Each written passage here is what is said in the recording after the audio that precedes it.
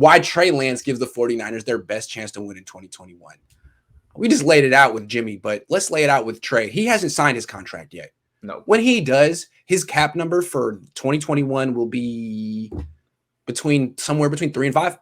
So I actually looked up something, Grant, because I wanted to go back to last year's draft with Jeff Okudah. He was the third overall pick from last year. He signed a 4-year, $33 million deal. Trey's is going to be 4 years, $34 million. Right. And his cap percentages, I was just looking at this. It's 2.8 in his first year, 3.9 in his second year, 4.5 and 4.5 in years 3 and 4. That sounds right. Sounds right. Yep. When we're talking, he'll be right around 3. Right around 3 his first year. Okay. Exactly. It's nothing. It's nothing. It's nothing. It allows you to extend players in the future. Next season, just next offseason alone, they're going to have to extend guys like Bosa, guys like Debo, guys like Greenlaw. They're all going to be up for contracts. So this team is going to have some kind of financial flexibility in the future if they want to keep this championship team around that they have, right? So if you're trying to do that, perfect way to do that is to get rid of Jimmy Garoppolo and bring on a guy who's making less than 5% of the salary cap. And then I think the thing with this too is Trey Lance doesn't even have to play that well to have his worth pay out. Now 49ers fans might get a little nervous, but even if he's at a like Baker Mayfield type of playing level, you can still really succeed with that level of quarterback on that percentage of the salary cap, because you're not paying the guy like any amount of money. And when that's the most important position and guys are paid so high on other teams, it means you can distribute that salary cap percentage out to other positions that you might need help at, like corner or wide receiver 3 or offensive line again, or defensive line. It gives you all these other options to where you don't have to be hamstrung like the 49ers were in the 2019 offseason, where they had to say goodbye to DeForest Buckner because they couldn't make the numbers work. Right. Now with Trey Lance, they can make all the numbers work, and they can probably extend every player they want to extend and have the option of recouping draft picks for the picks they traded away for Trey Lance. So I think it's a win-win situation for the 49ers overall. Yeah, I mean, if they get rid of Jimmy Garoppolo, trade him, and then spend the money they would have been spending on him on 2 or 3 other starters who are high-quality players, then the team improves, and Trey Lance, who is better than Jimmy or just as good as Jimmy if he wins the competition, doesn't have to be great to win a Super Bowl. No. He has to be good.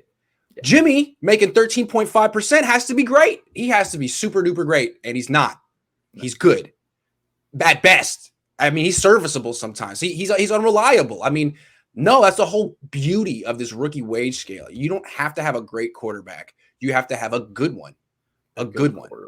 And that's the thing, too. Yeah. I think that's the main thing. You don't have to be great early on in your career. You don't have to be Patrick Mahomes. You don't have to be Lamar Jackson. I mean, the point of this is that the 49ers, by hopefully if Trey plays this year, which I think to me is the best case scenario out of everything, obviously, with the QBs, is if you get his feet wet and you're able to build a great team around him because you've offloaded Jimmy Garoppolo, then you're really talking about a serious Super Bowl window for the next 2 to 4 years. That's the thing where I kind of have a disconnect with some 49ers fans to where they think, oh, this is our Super Bowl year this year. I'm like, this isn't the year to do it. The next 2 to 4 years is what they should be targeting. And I think that's why Trey Lance is perfect for this team, because he fits that timeline perfectly. Agree. But let's focus on this year too. I still feel that Lance gives him the best chance to win this year because, again, I mean, I like to reduce it all to this financial thing. Right. I feel like in 2021, how do you really expect to win a Super Bowl paying more than 10% of your cap to a quarterback when Mahomes is making 4% and Brady's making 5.8? Those were the 2 guys in the Super Bowl last year, the 2 of the best quarterbacks in the league. You gotta be right around them. You can't be much past them. Otherwise, you're saying that your team is way better than the Bucs, way better than the Chiefs. It's not. So you got a problem right there. Look at the Seahawks. They're spending 17% of their cap on Russell Wilson. I don't take them seriously. Look at the Packers. They're spending 20% of their cap on Aaron Rodgers. I just can't take them seriously. So the Niners, I mean, you got a lot of promise, but compare yourself to the Chiefs and Bucs. Even the Cardinals. The Cardinals are in a really good spot, not having to pay very much for Kyler Murray.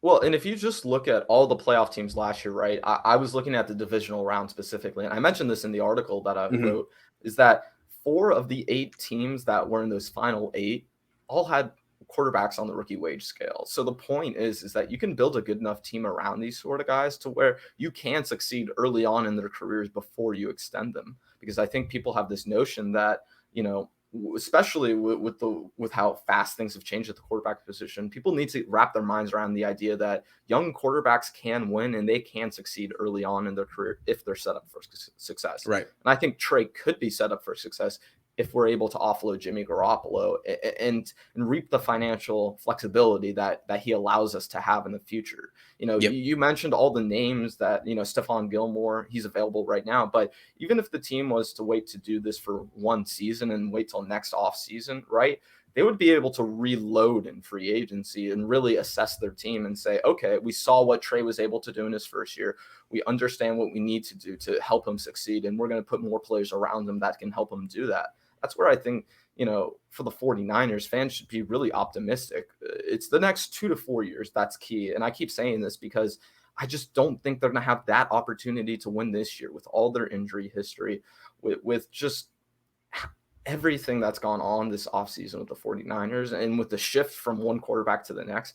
I don't think it's realistic to expect a Super Bowl in 2021. So I'm thinking about 2022, 2023, 2024, because with Trey, I mean, I just can't emphasize this enough. It gets you so much flexibility in the future. Yeah, and I'm not writing off 2021 either. And I think that the thing about it is, I feel like Jimmy's just a poor fit behind this offensive line in particular. If Jimmy's going to be successful, he needs to be cheaper, and he needs to be behind great pass protection because he's slow. Well, he's not mobile at all. And he's a slow decision maker. So I just think he's a terrible fit behind this offensive line. Why does he keep getting hurt? Because the Niners don't prioritize pass protection. He's a slow decision maker, and he can't move. Trey Lance is going to actually avoid a lot of these hits and sacks that Jimmy Garoppolo takes. I think he's a much better fit, and he's going to make that entire offensive line look better. Well, and I'll talk more about the offensive line later, but the one thing I wanted to touch with them is last year they were second in PFF run blocking grade, right? So they were a good run blocking team, but then their pass grade was 24th in the league. So we understand where this team's weaknesses are. And I think hopefully with the Trey offense, they're going to be running the ball even more to where they won't be put in pass protection. So you're right. It's going to absolutely work out better for Trey Lance with this offensive line. And I think the running game that they added, I think it's going to be really interesting to see. The Meg says, big question. What percentage of Super Bowl wins were with a rookie contract quarterback? Well, the whole rookie contract phenomenon started in 2011. Right. So not many. Mahomes and Russell Wilson. But every year it seems like it's Tom Brady against a guy on a rookie contract. Every year. Is it not? I mean, and I want to make sure I list this out for people because I mentioned the 4 out of the 8 teams earlier. The Ravens, the Bills, the Browns, and the Chiefs. All guys on the rookie quarterback's wage scale. So you can have an elite team. That's the thing that I don't feel like people have wrapped their minds around yet, is the idea that it doesn't matter how young your quarterback is, because when you have a young quarterback, you can build one of the best rosters in the NFL around them. Jaeger 805, that's a good question. Doesn't Jimmy have a no trade clause? Yes. So here's the thing. I think it's in his interest not to exercise it. Say the Niners get the Texans to take the whole contract. That's good for Jimmy because that contract is great for him. It's so lucrative, and he can't get that on the open market. So if he turns it down and says, I'm exercising my no trade clause, and then I said, well, we got to cut you instead of getting the 6th round pick in return for you. Now you go on the open market and you're getting nothing. Million, maybe. So I don't think it's in his interest to exercise that.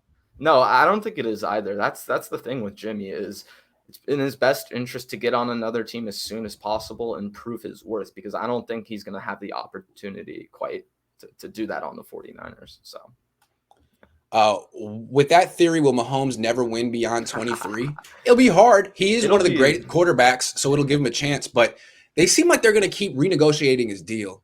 Absolutely. So who knows? If they keep pushing it down and lowering the cap hit that year, they're always going to be in it. I think it was supposed to go up this year, and they renegotiated it. So they're back in business. Let's see how they do business. I think I missed a couple more. Well, and with Mahomes, I think he's going to be the ultimate test of this theory. So it'll be really interesting to see how worse that Chiefs team is in a few years because of how much they'll be paying him. Trade Jimmy G. What team would even want him? Houston.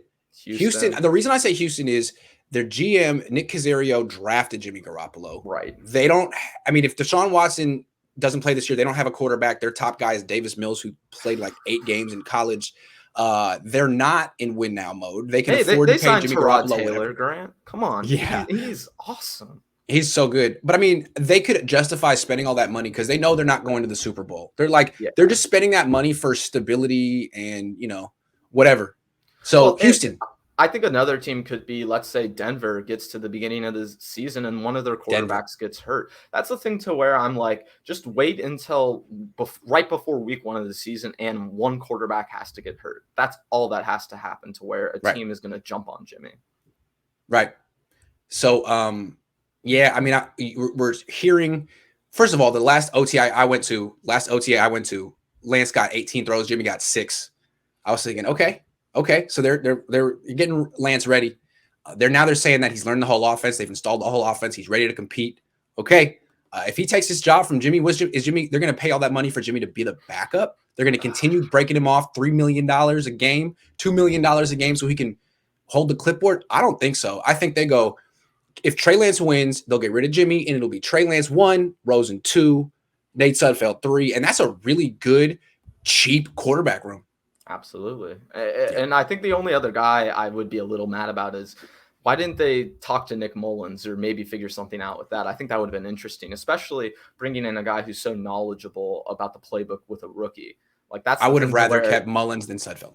Right. And that's the thing to where he separates himself from Jimmy, right? So maybe they should have brought Mullins back, but even then, like you're saying, they're going to have such a cheap quarterback room. It shouldn't even matter anyways.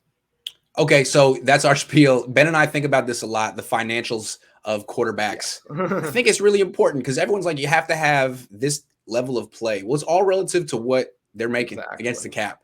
I will always feel like have a lower level of play when your cap percentage is lower. That's what I was harping on earlier, is that Baker Mayfield is able to be successful with the Browns, but he's not like a top 10 quarterback. I think that's pretty clear. And why is Washington content with Ryan Fitzpatrick? Because he's good at his price point. You can win with him at that price point, and they have a hell of a team. If they went for a more expensive quarterback, they'd have to start taking away other pieces, which they don't want to do. I'm with them. I like Ryan Fitzpatrick.